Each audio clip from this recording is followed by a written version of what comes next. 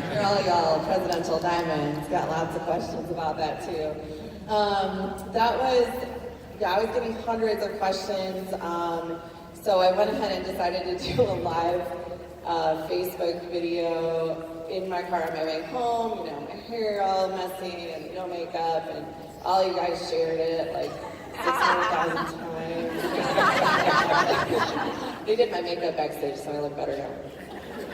But yeah, it brought up a really important topic, which is the safety of essential oils when you're using them around your small animals. And so we kind of address, in my video, I addressed, the treatments that the veterinarian utilized were not really the treatments that we would necessarily use for a toxicity type of situation.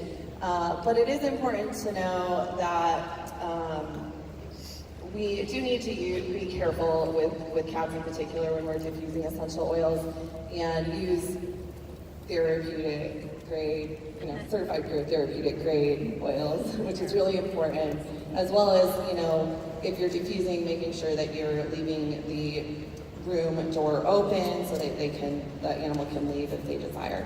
So I guess, the real question is it safe for us to use essential oils with pets in the home, whether it's diffusing or topically?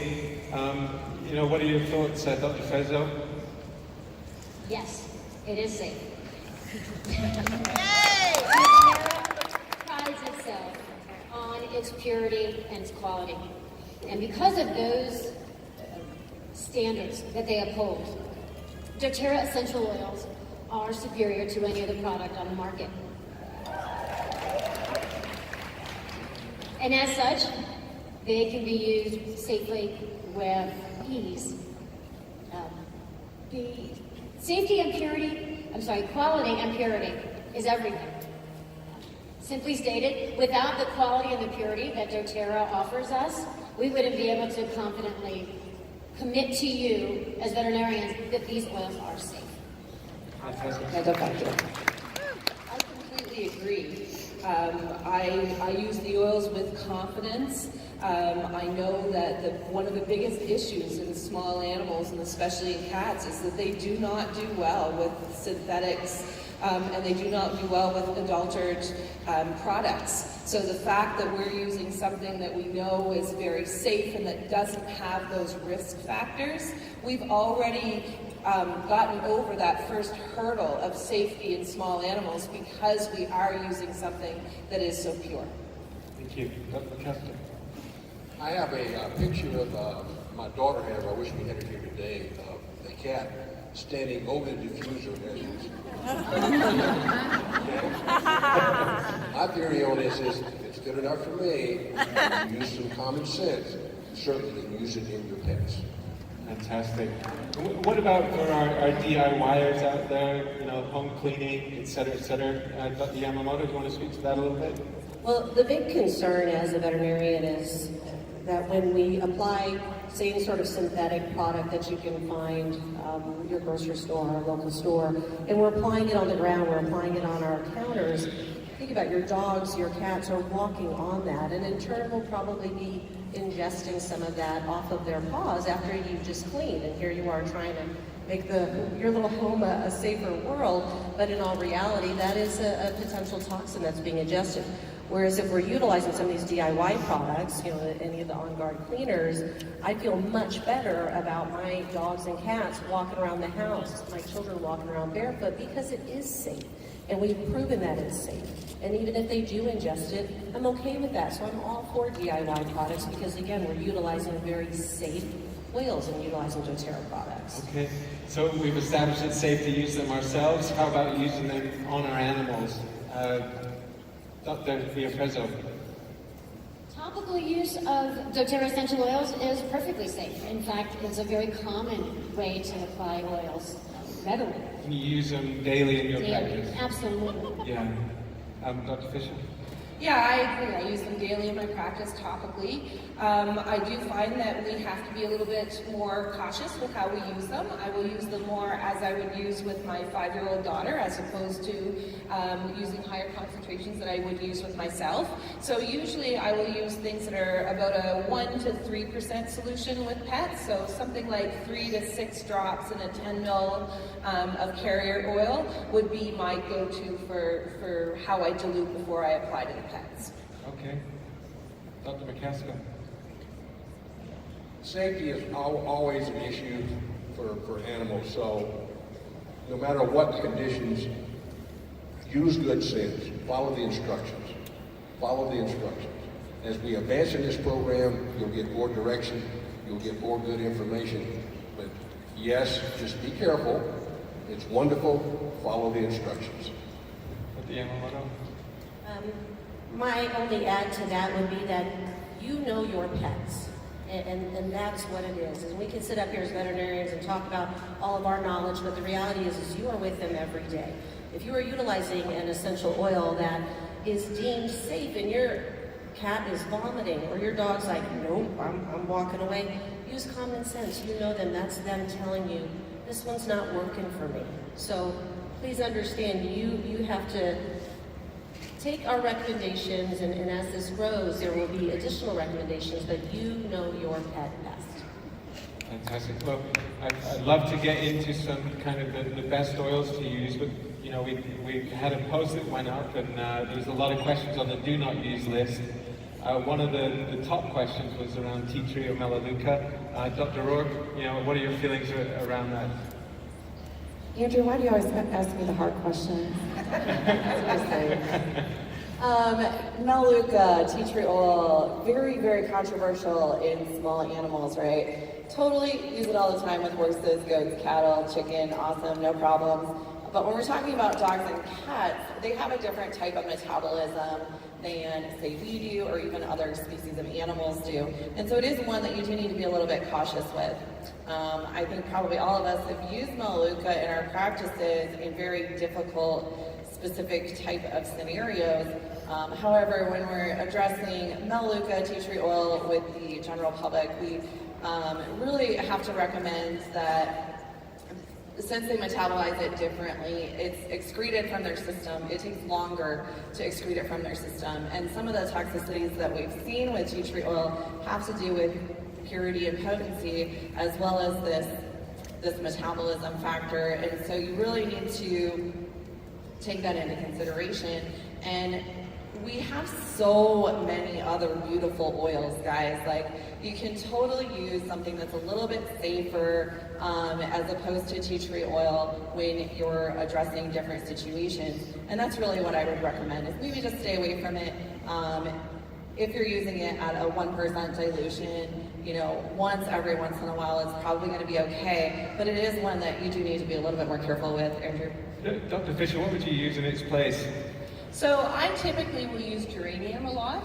So anytime that I have a blend that I would use melaleuca with my family or with my daughter, if I'm making the same blend for my pets, I'll usually use geranium instead of that. Or another great one that has a lot of the same properties that we would want from melaleuca, I'll use arbor vitae instead, because it will give me some of those same results. So I feel much more confident recommending the general public that they use those oils, although I agree with Dr. Rourke. There are certain situations where if I wasn't getting the results, I would use tea tree. But since we have other oils that are so effective, why not use something that we don't have to worry as much about?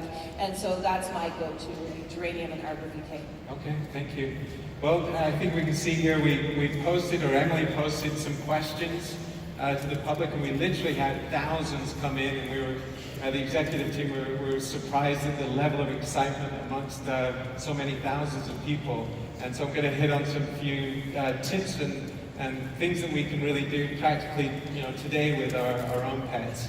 Dr. Frezzo, fleas and ticks, that was a big one, a big question that came through. Any practical advice for us on that?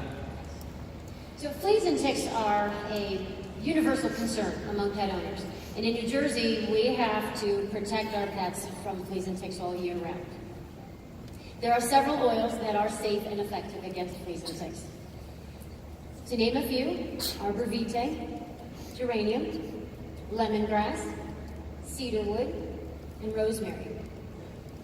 Now doTERRA has prepared for us a very convenient blend in a spray called TerraShield, and I recommend this blend commonly. I am confident and comfortable with using TerraShield in our pets. As far as metabolism, some oils are metabolized a little bit differently than other oils. And so you may need to reapply the TerraShield periodically to maintain the same level of protection for our pets. And application, you know, so you mentioned the oil, so what's the now what's of that? So how to do it? I would simply mist your pet lightly, and then pet your pet, rub those oils to distribute, particularly on the legs and the underbelly. Yeah. Alternatively, some pets might prefer that you put the oils in the palm of your hand. Rub your hands together and then pet. And I believe that we should keep the application of essential oils to be really positive. So we want a really positive experience with our pets so that it is welcoming, inviting, and it's a good bonding experience. Nice. Well, another question that came through, you know, one of the top questions is around anxiety in our pets. And whether it's a 4th of July celebration or maybe an encounter at the local park with perhaps a bigger dog or whatever it might be. Dr. McCaskill, you sent through a lovely video, I think, of your own pet and how you, demonstration of how you calm your patients in your practice. And I think we have this video coming up here in a few moments. Would you like to sort of talk us through kind of what you do? Absolutely. Okay, this is my veterinary acupuncture and integrative medicine practice in Baton Rouge. This is my pup, and the tech you see is my daughter. So, if you'll see, we have a diffuser that runs continuously while we're working. Continuously. We always use Serenity and Lavender, both calming, work well. If we have a situation where we think we've got a really stressful day, we'll also add frankincense. As you notice, as far as diffusing's number one, we have it going on all the time. Let me make one comment about that. It's not only good for the pet, but it's good for the doctor, it's good for the tech. So, it's good for everyone. As far as application to it, you can certainly mix it 1 or 2 drops of coconut oil, 1 or 2 drops of your pure oil, whether it be lavender, for example. I normally get their animals to try to smell it. You can see Khaki, she's turning her head, she's went crazy about it. However, you can apply it on the tips of the ears. Make sure you do not apply it in the ear. Eyes and ears is a no-no. Eyes and ears is a no-no. And put it on the paws, in between the interdigital pads works well. And if you're going to, you can do it abdominally also, back in those areas, because rapid absorption's a little quicker back there because you don't have the hair. And if you are using the hair, go against the grain of the hair. I see, you kind of let the animal, you know, kind of Absolutely. accept it. Dr. Yamamoto, seasonal threats. I know you're from California. You know, a year of seasonal threats there. Would you like to kind of talk us through? I think the video you sent through of your very own Bella, it's such a cutie. Absolutely. So, as far as seasonal threats, unfortunately in Southern California we don't have many seasons, so it's kind of year-round. So what I've done here with Bella, prior to this video starting, I had a drop of lemon, peppermint, and lavender, and approximately half of a tablespoon of fractionated coconut oil. And very similar to what Dr. McCaskill had done with his dog, is applied in between the toes, even on top of the pads, inside the ears and along the tips, down her backside, working it into the hair, and again along her abdominal area where she tends to have more issues. So in doing this, I mean, we're going to be applying potentially 1, 2, 3 times a day for our larger dog. She's approximately 60 pounds. You may want to do a little bit lessened amount or additional dilution for smaller animals. With that same concoction of lemon, lavender, and peppermint, you can do in a veggie capsule for your larger dogs 1 to 2 times a day. With our cats, we change up a little bit. The citrus, we worry about getting ingested with cats. And again, they're very fastidious as far as grooming themselves, so we change the lemon to lemongrass. And we can also incorporate frankincense in cats, very similar to how we did with Bella, just topical application. Okay, thank you. Dr. Fisher, another question that came through is around cuts and scrapes. I know you work a lot with sport dogs, so you're very familiar with this protocol. Would you like to talk to that? Absolutely. So a lot of my patients are very agile with the work that they do, but that doesn't mean that they're careful with their body. So I have a lot of my clients put together a little first aid kit for their pets that they carry with them when they're doing a lot of hiking and things like that. And so it will contain a blend that has frankincense and lavender in it. Both of those are very safe for pets and are very great for any sort of small cuts and abrasions because it's very nice and soothing to the skin. It also helps prevent some of that itch feeling that they get that would cause pets to then start lick and chew at themselves, which can make any of those issues a lot worse. And then I'll also like to add in some myrrh because of the cleansing and soothing properties of that. Helichrysum, especially if there's a little bit of bleeding and because it's so fantastic for skin rejuvenation. And then this is one of the times that I've used geranium as well. So that's a blend that I commonly have people make up. And I don't always use fractionated coconut oil with that blend just because a lot of times when we are dealing with cuts and scrapes, it's already a little bit moist. So I got a great tip from Janet Rourke about using aloe vera juice. So that's what I would dilute with, and it makes a nice little spray for over those areas. Fantastic. We had a lot of questions come through around keeping the fur soft, keeping it from drying out, and really just general overall wellness of the animal. Dr. Rourke, any thoughts on that?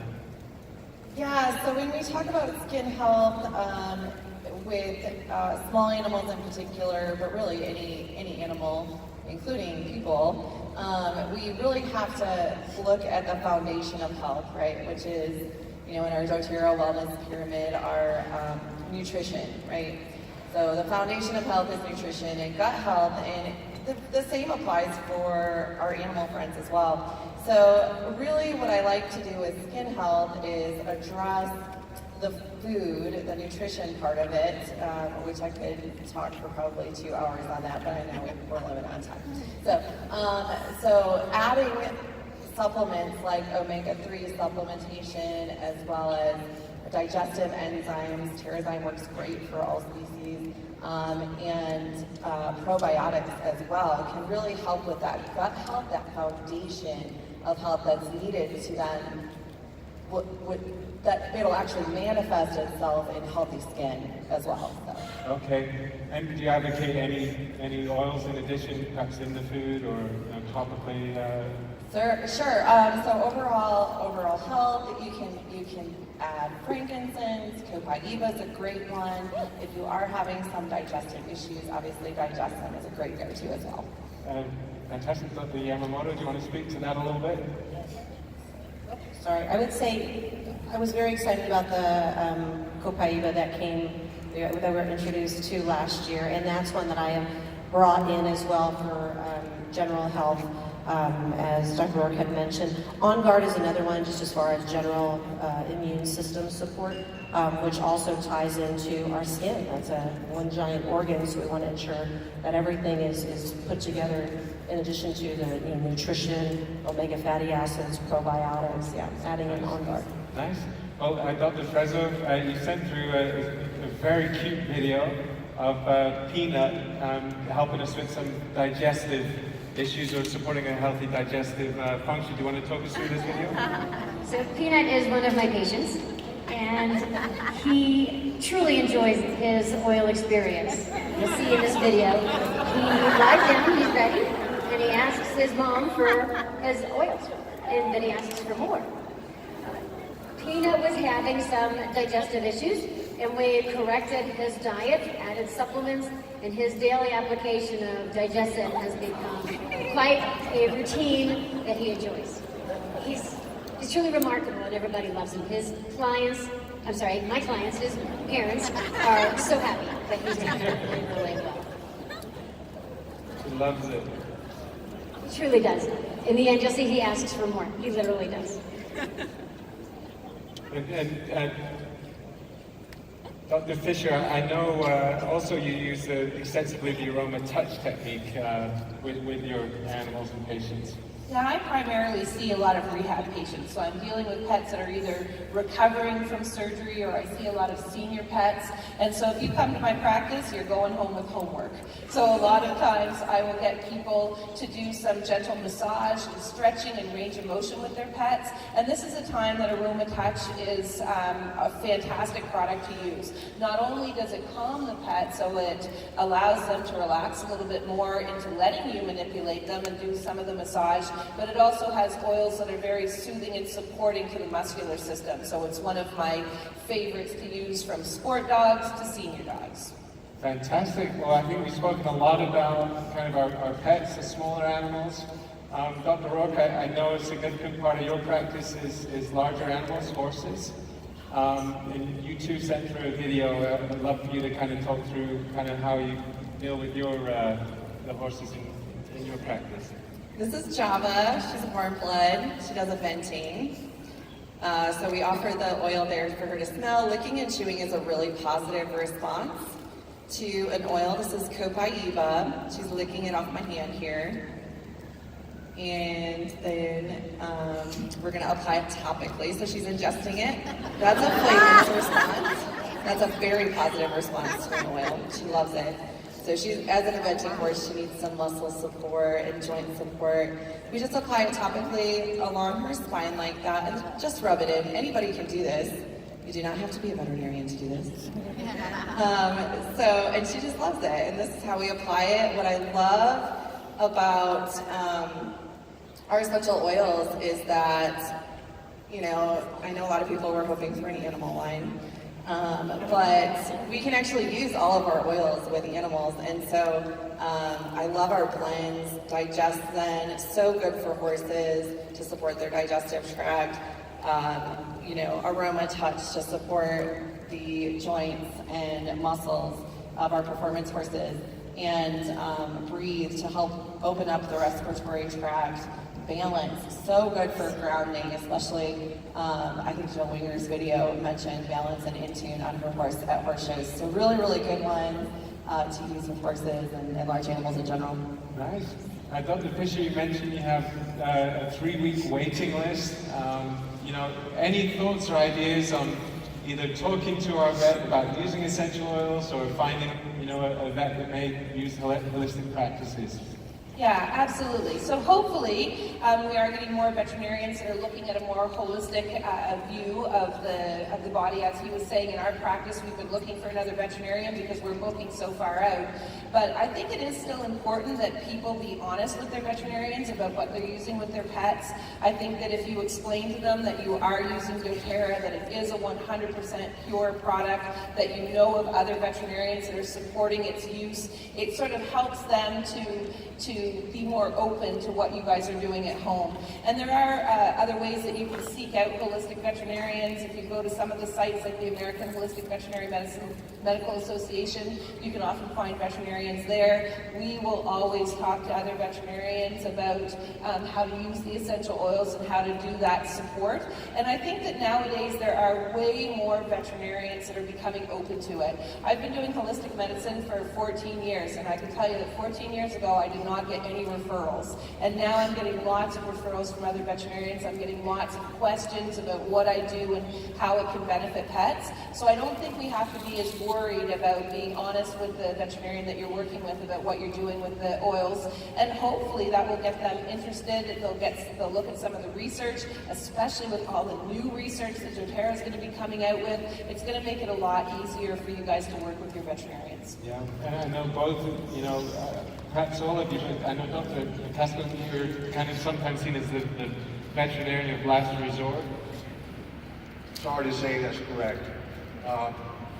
A lot of my cases are referral cases, or most of my cases are referral cases, and I'm normally the last guy on the list that they come to.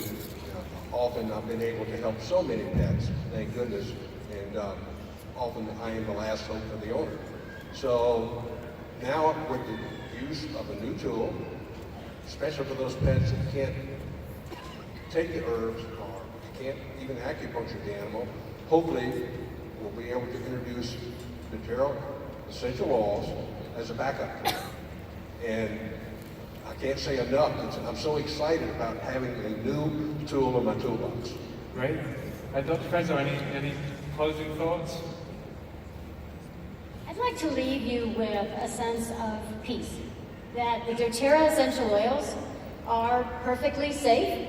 They are at your fingertips. You have the power and the ability within your homes to care for your pets, to care for your entire family with a really valuable, effective, safe product.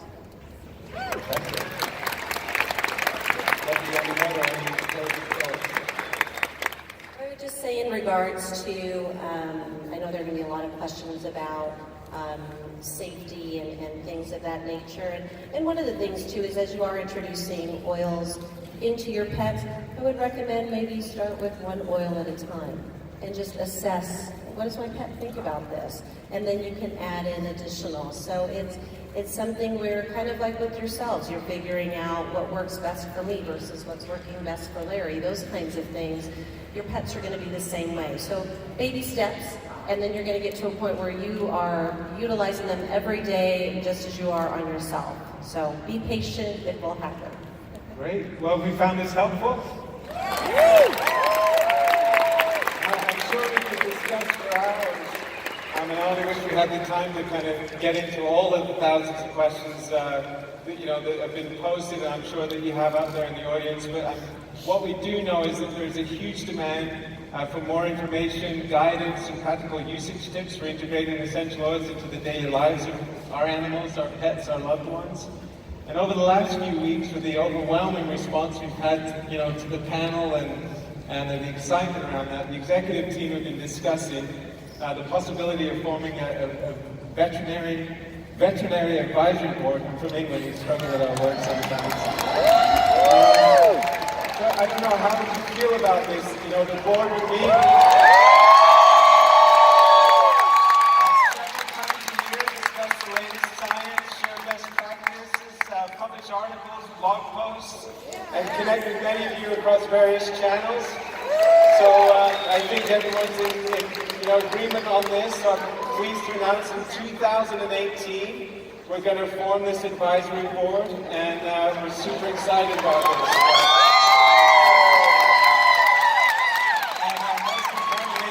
Thank you so much to our panelists. It's been really informative. Thank you. Please give them a warm thank you.